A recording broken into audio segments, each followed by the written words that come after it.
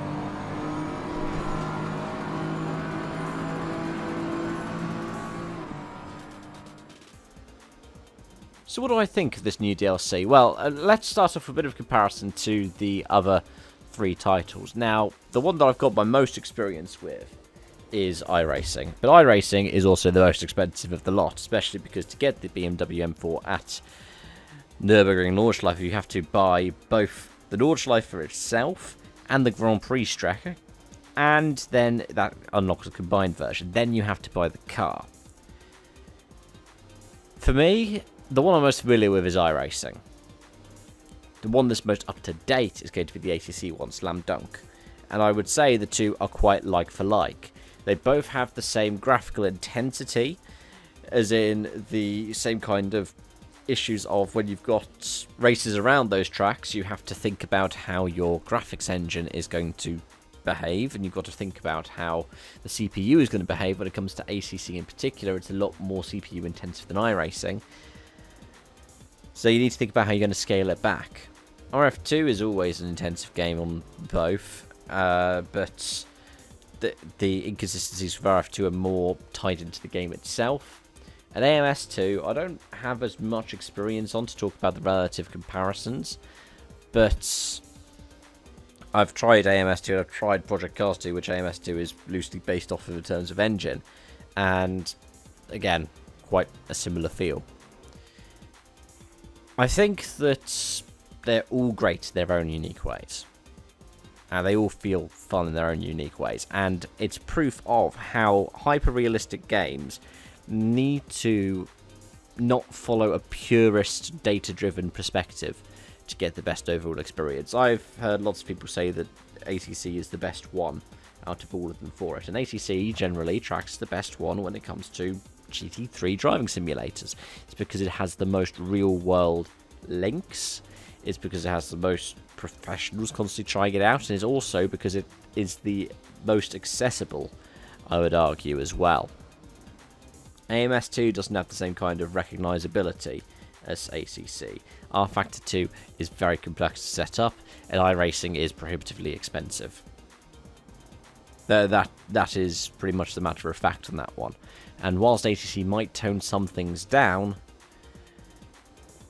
it means all around it's more likely you're going to get more people in there, and some of the more sim racing purist people I've come across will jump into ACC for the Nordschleife. So it's not even a thing of, oh, the purists will just stick in iRacing. They will come across to ACC as well to try GT3s, GT2s, GT4s, TCXs and all others around the Nordschleife. Now, would I recommend any of these over each other? I think so.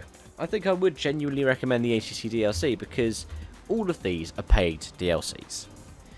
And it's even the case if you went to the original Assetto Corsa, you would have to pay for the Nordschleife. The only games where I can think of where you don't pay for it are games like the Gran Turismo series, or I think even in Forza it's been paid before, but I don't think it currently is for the current Forza Motorsport.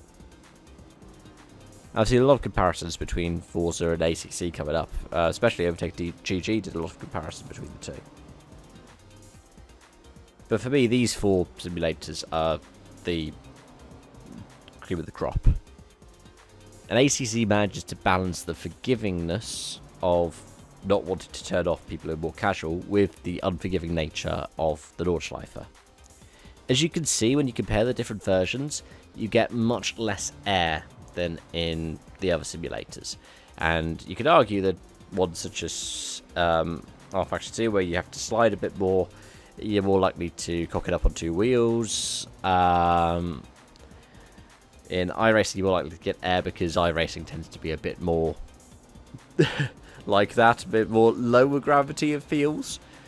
And I don't really know much for AMS2 to be able to make an apt comparison. But when you look at the damage engine, it's again quite telltale for it. iRacing is very unforgiving. rFactor 2 is slightly less unforgiving, and AMS2 is slightly more forgiving than what you'd say the average is. But I'd say the most forgiving out of those 4 would be ACC. And I've had a lot of fun. The main thing is, though, as I said up at the top end of this segment, what you do need to do is think about how much you push your tech already. I was overloaded with my CPU in both the races I did. One of them had 70 cars, the other one had 80. And those 10 cars made a real difference. And I've got a 4080 for a GPU, but my CPU acts as a bit of a bottleneck because it's a 9th gen i7. So even though I've got all the RAM in the world, that is the bottleneck. And with ACC, that's a problem. So that's the only thing I bear in mind. Like I said, it's, what, just over £10. So, 13, 14 euro dollar, it's, I think it's worth it. But if you were looking at buying the game just for that DLC, I would just stick to a Assetto Corsa. It's cheaper, more moddable, and there are some great communities out there that do things in AC. Thanks for watching, folks. I hope to see you again soon. Bye for now.